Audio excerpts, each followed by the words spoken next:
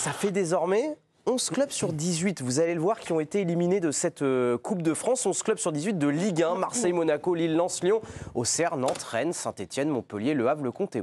Il y avait eu un moment 3-0 pour la séance de tir au but. La séance de tir au but. Alors certes, avec un tir au but de plus, mais ça faisait 3-0 quand même hier pour les Lillois. Alors je vous pose la question, elle est peut-être un petit peu cruelle, mais est-ce que c'est une honte que cette Ligue 1 soit à 11 sur 18 avant les quarts de finale dehors? Non pour Alicia, non. Ah, il y a quand même un sauf pour l'Olympique Lyonnais. Non, pas pour tous, pareil, petite nuance pour Swan. Et oui, et notamment pour la triple F, pour Bruno. Pour Lyon, oui, et Montpellier, évidemment. Bah donc il y en a quand même un peu des hontes. Hein. Et un peu, bien sûr, Raphaël. Gardez cette ardoise jusqu'à la fin de l'année, ce un peu, bien sûr. Bruno, on y va sur la triple F, la Fédération Française de Football, qui est dans votre viseur. Ben on va pas tomber on va pas tomber tout le temps sur les clubs. C'est aussi l'organisateur de la compétition à qui il faut demander un petit peu des comptes. Et les comptes, ils sont pas bons. N'est-ce pas, Kevin? Voilà, je voulais y aller, mais je te laisse passer devant. Ce qui est sûr, c'est que la FFF a pris une décision, c'est de faire sauter les prolongations, d'enlever la prolongation. Quand il y avait un exploit, c'était des très grands exploits. Voilà, quand ça passait pour un petit qui emmenait en prolongation un gros, là je veux bien quand on tendait le scalp. Là, moi, le petit qui emmène au tir au but, qui attend les 90 minutes, et alors qui piège le gros, tant pis pour le gros, mais je trouve que la fédération et l'organisateur de la compétition est fautif sur ce coup-là. Après que les clubs ne fassent pas le job, mais en face, c'est quand même des On rappelle, 18 clubs et plus 20, et plus de Coupe de la Ligue. Pourquoi l'absence de prolongation? Non mais c'est ça, mais en fait moi hier soir j'étais au Mans, il y avait des professionnels en face, c'était un club professionnel, c'était des gens qui s'organisent, sont organisés. Donc en fait, ils ont espéré, alors il faut une erreur technique et derrière tu prends le but, mais pour le reste, leur idée c'était quand même d'emmener le plus loin possible le Paris Saint-Germain et de se dire... Jouer avec les règles. Et on verra bien ce que ça donne. Et moi, ça me gêne. Ça a défavorisé les clubs de Ligue 1 quand il y a un match nul et qu'on va directement au tir au but. On a regardé, donc c'est depuis la saison 2020-2021 que c'est le cas. Donc il y a eu 51 cas d'équipe depuis l'édition 2016. On a regardé 2016-2020, donc là il y a la prolongation quand une équipe de Ligue 1 était amenée en prolongation ou en séance de tir au but, 76% de ces équipes de Ligue 1 se qualifiaient pour le tour suivant. Maintenant, depuis qu'on va directement sur une séance de tir au but, eh bien 45% des clubs de Ligue 1 se sont seulement qualifiés pour le tour suivant parce qu'il y a directement cette séance de tir au but. On est passé de 76% à 45% sur le changement de la règle. Moi, je suis désolé, c'est un combat qu'on mène ici. Je ne sais pas si on fait les Don Quichotte ou pas, mais vous faussez la règle du jeu. Il n'y a plus de Covid. Enfin, il y en a, mais plus au point d'arrêter les compétitions. Il n'y a plus de Coupe de la Ligue. Il n'y a plus que 18 clubs. Il faut revenir à ce qui fait l'esprit de cette compétition. Tout le monde nous dit qu'il faut la sauver, c'est la vieille compétition la plus vieille de France. J'ajoute qu'il y a 5 changements. Remettez les règles et limite faites des allers-retours. Et 5 changements. Et limite aller-retour, pour moi. C'est pour vous dire. Moi, je serais même pour des matchs aller-retour. Comme ça, on rigolerait encore un petit peu plus. Bon, bref. Là, tu reviens dans les années 80. Et alors, mon garçon, je les ai vécus. J'ai vécu des Auxerre, Grenoble en aller-retour. C'est extraordinaire. Là, vous nous racontez votre vie. Et on aime, Bruno. Et on aime ça, cette Madeleine de Proust. Avant qu'on y aille, je crois que c'est le moment de saluer l'un des héros hier, quand même. Oui, parce que la Coupe de France, c'est ça aussi, ce sont ces belles histoires-là. Et le héros de la soirée, il s'appelle Ewen Jawen, le gardien dunkerquois, 19 ans, historique du haut de ses 2 mètres, héroïque plutôt, déjà incroyable durant le temps réglementaire, en étant décisif à plusieurs reprises. Il l'a été tout autant durant la séance de tir au but, en stoppant la 5e tentative d'Haraldsson et en allant transformer lui-même le tir de la victoire face à son homologue Vito Mannone. Il s'était proposé d'ailleurs pour être le 7e tireur de son équipe. C'est le protégé de Christophe Lolichon, ancien mentor de Petr Cech, ça je devais le placer. Et c'est aussi un expert en séance de tir au but, puisqu'il s'était révélé en mai dernier, déjà lors d'une séance de tir au but folle, alors qu'il portait le maillot de Rodez. Il avait permis à son équipe de remporter le match 1 des playoffs pour la montée. C'était face au Paris FC avec 2 parades exceptionnelles. Même scénario, ce match-là, ils étaient menés 3-0 dans la séance de tir au but. Et dire qu'il n'est même pas titulaire en Ligue 2, ce jeune garçon, son entraîneur Luis Castro, lui préfère l'Espagnol Adrián Hortola en championnat depuis mi-octobre parce qu'il a vécu un début de saison compliqué, mais il ne s'est jamais arrêté de travailler. Il s'est entraîné dur et ça paye. Puisque là, maintenant, il ne manque plus qu'un peu de constance pour qu'il atteigne le haut niveau. Et on revit ensemble la joie des Dunkerquois dans le vestiaire et Ewen Jawen qui a été célébré par ses coéquipiers.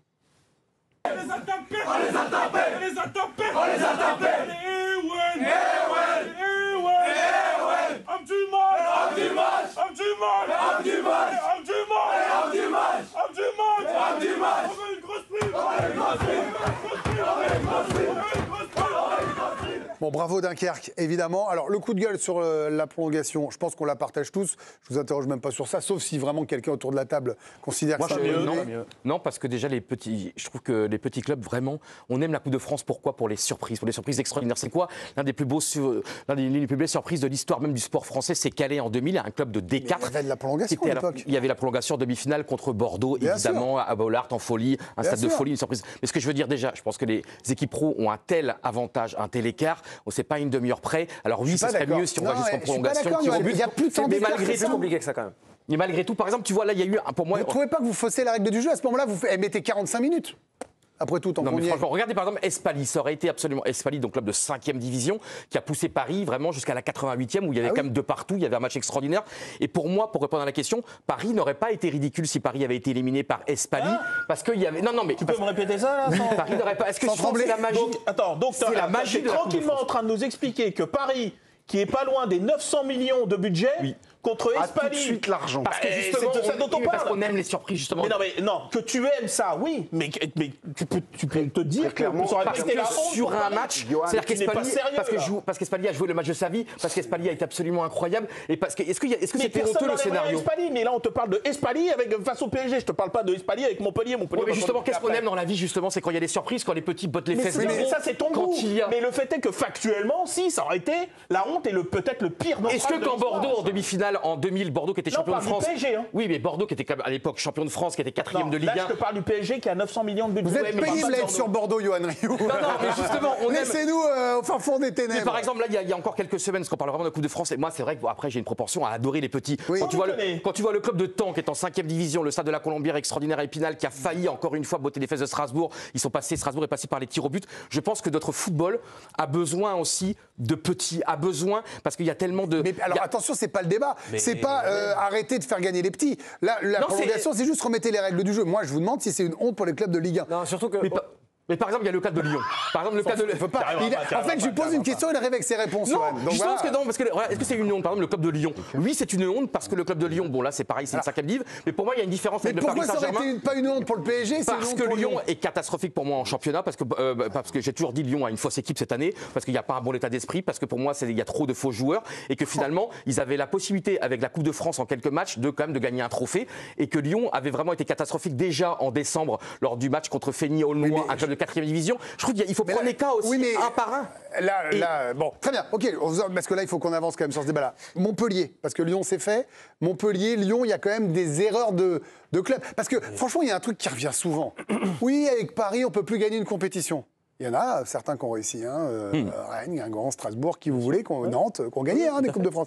Là, les gros, s'ils ne gagnent pas. Olivier Létang, il voulait un trophée cette année avec Rennes, par exemple. Avec Lille, pardon. Il a dit, je veux un trophée. Alors, après, il a dit, on a besoin d'un trophée. Le truc, c'est sur le mot honte. C'est-à-dire que. Mais on le pousse, le curseur. J'ai bien compris. C'est pas du tout dans votre style, d'ailleurs, d'exagérer, de forcer le trait. C'est pas du tout l'esprit. Point trop d'infos. On peut le voir depuis. C'est ton premier jour à l'équipe. Point trop d'infos. Non, mais ce que je veux dire, juste que le mot était joli. Pour recadrer avec Lille, c'est une équipe qui a concédé quand même beaucoup de nuls cette saison. 8 nuls déjà en Ligue 1. Et pas que contre des tauliers. Face à Dunkerque, qui est une équipe qui peut-être même va monter en Ligue 2. Swan en parlait un petit peu hors micro. C'est un projet très sérieux, c'est très solide. Tu peux te faire cueillir au match nul et après les tirs au but, c'est les tirs au but. Et là, on en revient à votre débat sur la prolongation. Là où je pose la question pour Lyon et Montpellier, c'est que c'est 5 niveaux en dessous, là, les équipes contre qui ils ont perdu. Bourgoin et Montpellier, c'était, je ne sais même plus... 5e division. Voilà, c'était une 5e. Ça, c'est intolérable. Et je veux bien qu'on aime les surprises, etc. Mais là, et d'ailleurs, je pense que par la bande, ça a coûté très cher à Pierre Sage. C'est-à-dire que ce jour-là, je pense qu'il a signé la fin de son aventure lyonnaise. C'est pas les résultats derrière, je pense que les résultats derrière ont confirmé, mais parce que ça, c'est inacceptable. On parle de clubs qui sont quand même surbudgétés, je parle de Lyon notamment, mais Montpellier face à des amateurs, c'est pas possible de perdre. Parce qu'on n'était pas sur vraiment Lille, la honte, vous avez compris, parce que Dunkerque est un club structuré qui bien sûr. Et Montpellier en prend 4. Et là où je mets Montpellier, c'est que c'est pas l'accident de 0-0-1-1 à la fin du temps réglementaire. Ils prennent 4-0. Swan, un dernier mot. C'est une honte. Sur ce thème-là, pourquoi il n'y a pas de honte? Ah non, regardez. Non. Johan, tranquillou, bon lapin. On va continuer à parler de ça parce qu'on n'a pas entendu Swan. On parlera de Kim Pembe, parce qu'il a vraiment une chance. C'était bien sympa sur la Coupe de France. En se demandant si c'était une honte. Alors c'était oui pour Lyon, oui pour Montpellier, pas vraiment pour Lille. Swan n'avait pas encore parlé sur ça avant le grand format et de voir Antoine Griezmann hier avec l'Atlético Madrid. Votre sentiment sur cette Coupe de France avec 11 des 18 clubs qui ne sont plus là en quart de finale? Vous allez me dire, il n'en faut plus que 8 en quart. Enfin quand même, ça fait un peu tâche quand même, non? Pour réfléchir à ce que j'allais dire. Très bien. Je suis meilleur quand je suis spontané, je pense. Il est en panique. Oh non, j'ai Non, mais du temps. On parle de quoi déjà? Après, je pense qu'il y a différentes choses. Bon, déjà, il y a des clubs de Ligue 1 qui se sont éliminés entre eux, il ne faut pas l'oublier. Bien sûr. Comme l'OM, par exemple. Exactement. Pour le match de Lille, je pense que vraiment la honte, il faut l'enlever parce que si on. Je suis biaisé. Mon meilleur ami joue à Dunkerque, donc je suis biaisé dans le match. Il nous fait l'ami des stars. Mais par contre, Lille hier, c'est un cataclysme qui ne gagne pas, c'est un miracle dans l'absolu ce qui s'est passé. Ils ont 50 Et c'est top pour Dunkerque. Mais par rapport à ce que disait Johan sur les surprises, pour moi aujourd'hui, tu es une Ligue 1, tu affrontes une Ligue 2 sur 90 minutes. Tu perds, c'est même plus une surprise. Les clubs de Ligue 2, c'est des clubs pro. Tu le disais tout à l'heure quand tu as vu le PSG avec Le Mans. Aujourd'hui, les vrais. Le national, c'est des sacrés joueurs. C'est des mecs qui ont fait des centres de formation pour passer en Ligue 1, en Ligue 2. Et ils sont staffés et tout. C'est ce que vous disiez, c'est ce que disait Dave sur finalement la physionomie des matchs. C'est qu'aujourd'hui, tu vas être une Ligue 1, allez, peut-être même hors Paris, tu vas jouer une Ligue 2. Un staff de Ligue 2 est capable de te préparer un match pour pourrir le match d'une Ligue 1 et aller faire en sorte de faire au moins un match nul. Ils bossent, ils ont les mêmes datas, ils ont les mêmes analystes, etc. Donc au final, il y en aura de plus en plus. Et peut-être qu'au final, les vraies hontes et les vraies surprises, ça va être quand on aura beaucoup d'écarts de division. Mais en Ligue 1, Ligue 2, il n'y a plus de surprise. Après, on peut quand même noter, parce qu'on parle de honte des clubs de Ligue 1, mais on a regardé combien de clubs de top 6 il restait cette saison et également les saisons précédentes. Et ça commence à devenir quand même une constante d'avoir en quart de finale. Alors, on a mis un ou deux, vous allez le voir, parce qu'on va attendre de savoir ce que fait Nice. Qui joue son 8e de finale de la Coupe de France. Mais il y a 2 saisons, il ne restait plus que le Paris Saint-Germain qui était top 6.